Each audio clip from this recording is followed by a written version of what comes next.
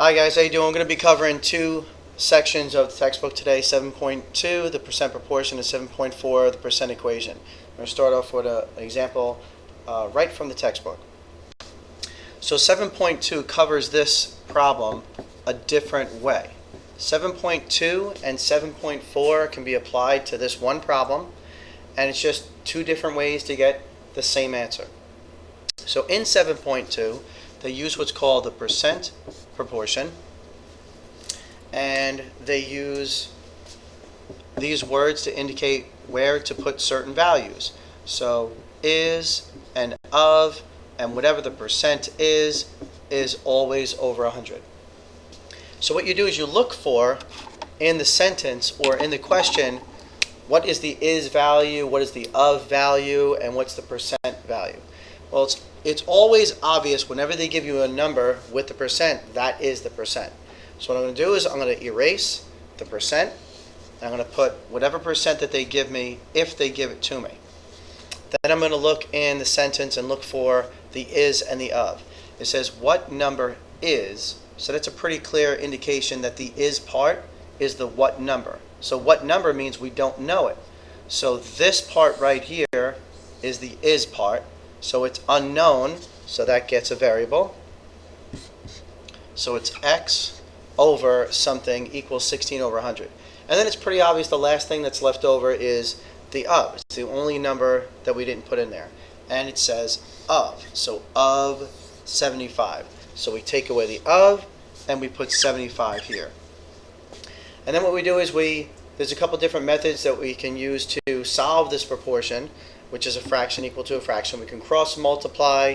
We can also simplify one side as best we can if it's possible, and then cross multiply, or possibly look for certain relationships between the numbers that are given. There's a whole bunch of different methods, but I'm just going to use cross multiply because it always works no matter what. So if I cross multiply, I get x times 100, which is 100x. And if I cross multiply here, I do 16 times 75, and I get some number here, which I'm going to do the multiplication over here.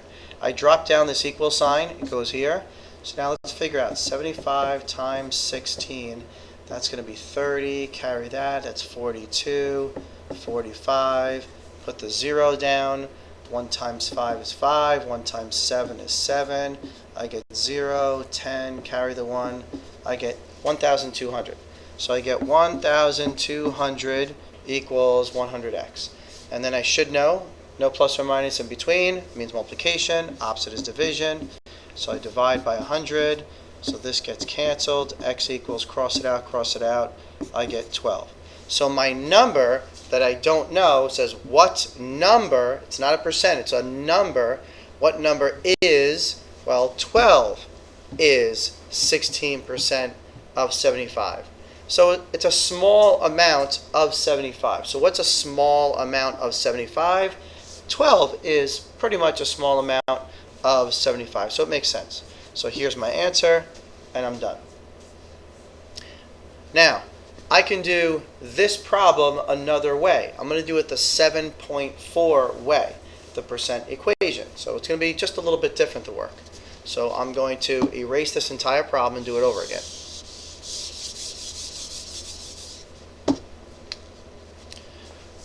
So what number is 16% of 75? All right, so 7.4 is the percent equation. So the equation that they show you in one of those boxes in the textbook is this box. They use the letter A, and then they have an equal sign, and then they have the P for percent, and then they show multiplication, and then a lowercase b. So this is the equation that they use, and all they're basically saying is the A is the is, and the B is the of, and that's pretty obvious that that's just a percent. So now when we go and we do this, and I just substitute things in, try and over-exaggerate again, that what number is the is part, the of is 75, and then it's pretty obvious that this is the percent. So I'm just going to plug in all my values. So A is, my unknown. So I can use X or A. Then I have to write my equal sign. Then my percent, which is 16%.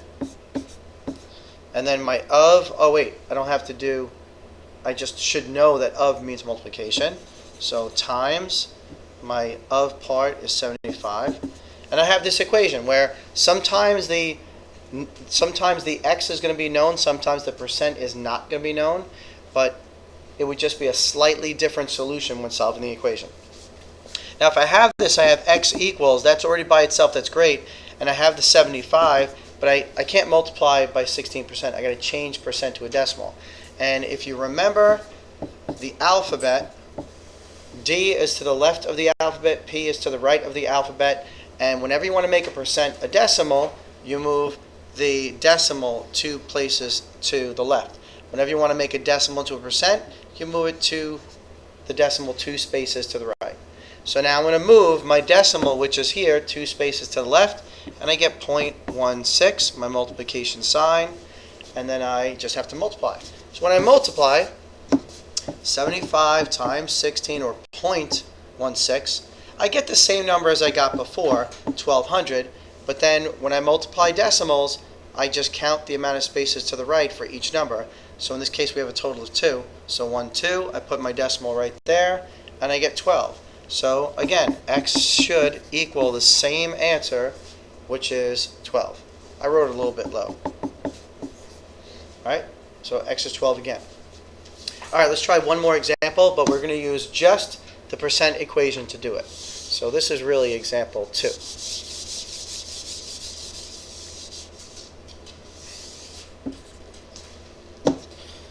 Okay, what's example 2?